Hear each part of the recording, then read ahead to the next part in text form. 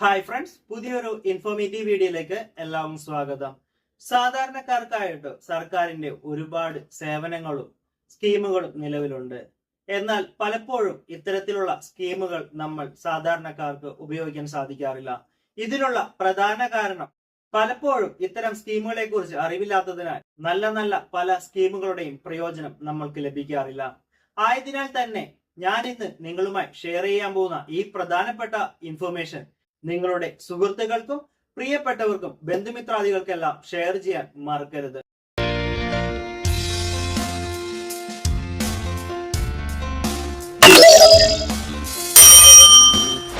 ഞാൻ ഇന്ന് നിങ്ങളുമായി ഷെയർ ചെയ്യാൻ പോകുന്ന ഈ ഒരു സ്കീമിന്റെ പേര് cashless scheme for road accident victim എന്നാണ്.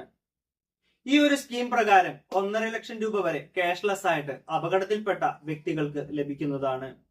ഈ ഒരു സ്കീം എങ്ങനെയാണ് പ്രവർത്തിക്കുന്നത് എന്ന് പറഞ്ഞാൽ, ആദ്യം അപകടത്തിൽപ്പെട്ട വ്യക്തി ആശുപത്രിയിൽ അഡ്മിറ്റ് ആയ ഉടനെ നമ്മളുടെ ആശുപത്രി NHA പോർട്ടലിൽ അപ്ഡേറ്റ് ചെയ്യുന്നതായിരിക്കും. NHA പോർട്ടൽ എന്നാൽ നാഷണൽ ഹെൽത്ത് അതോറിറ്റി എന്നാണ്. NHAയിൽ രജിസ്റ്റർ ചെയ്ത ഉടൻ തന്നെ പോലീസ് വെരിഫിക്കേഷൻ പൂർത്തിയാക്കി 24 മണിക്കൂറിനുള്ളിൽ 1.5 ലക്ഷം രൂപ വരെ ഇൻഷുറൻസ് ലഭിക്കാവുന്ന തരത്തിൽ ക്ലെയിം ആക്ടിവേറ്റ് ആവും. ഈ സ്കീം പ്രകാരം ഇതിന്റെ പൈസ നേരിട്ട് ആശുപത്രിക്കാണ് ലഭിക്കുക. നമ്മുടെ ബഹുമാനപ്പെട്ട റോഡ് ട്രാൻസ്പോർട്ട് ഹൈവേ കേന്ദ്രമന്ത്രി നിതിൻ ഗഡ്കരി നേരിട്ട് അറിയിച്ച ഒരു സ്കീമാണിത്. മെയ് 5, 2025 ഈ സ്കീം നിലവിൽ വന്നിട്ടുണ്ട്. ഈ സ്കീം പ്രകാരം 1.5 ലക്ഷം രൂപ അപകടത്തിൽപ്പെട്ട് ആദ്യത്തെ 7 ദിവസത്തിനുള്ള ചികിത്സയ്ക്കായിട്ടാണ് ലഭ്യമാവുക.